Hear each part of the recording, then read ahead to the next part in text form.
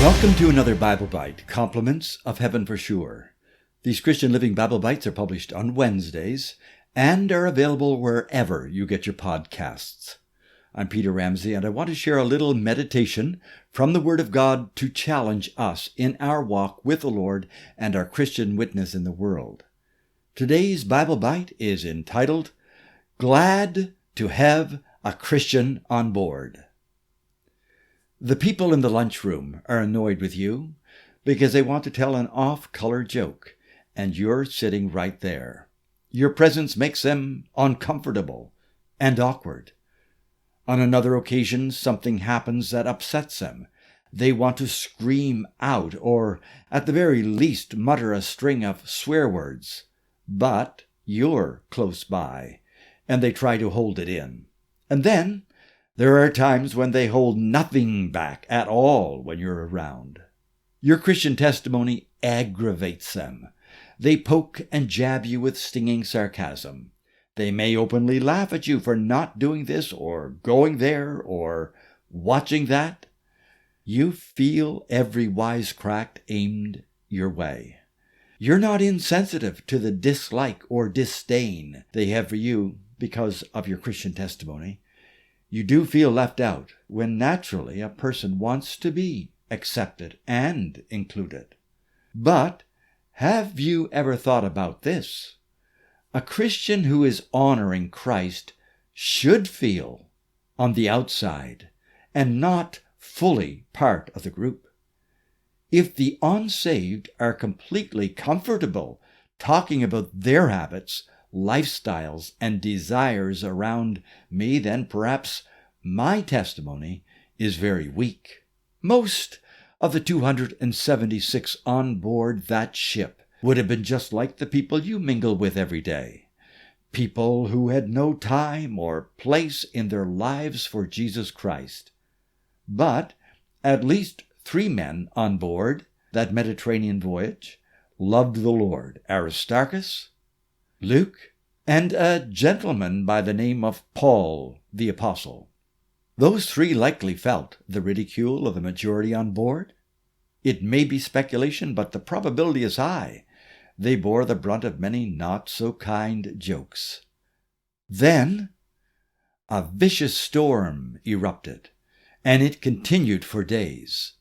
Oh yes, that's when it's nice to have a Christian on board.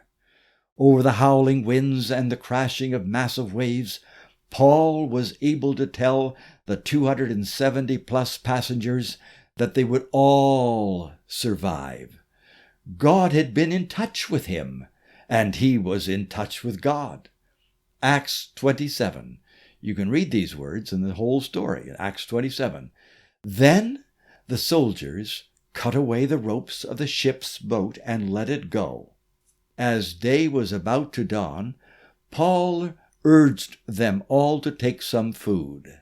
And when he had said these things, he took bread, and giving thanks to God in the presence of all, he broke it and began to eat.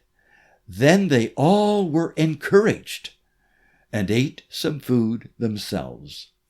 Those are snippets from Acts chapter 27, verses 32 through 36. There was no snickering when Paul gave thanks for the food. This time, no wisecracks, no rolling of the eyes. No, they were in a storm, and this man had a link with God. Let's stay close to him. And the upshot of the story? They all made it to shore. They all survived. So, here's the question. Is there enough light shining from your life to draw people to you when they are in crisis? Do they know about your link with God? Do they know that you pray? When they ask you what you did last night, do you ever say, "Well, I studied for the exam. I slipped out for about an hour to attend a prayer meeting, then came home and studied straight through until after midnight"? You don't need to preach a sermon. Just be open about your faith. Don't be secretive about what you do, and where you go when you're not with them. If you're open, but not preachy, about your connection with God, then when they hit a rough spot in life, they will value your prayers.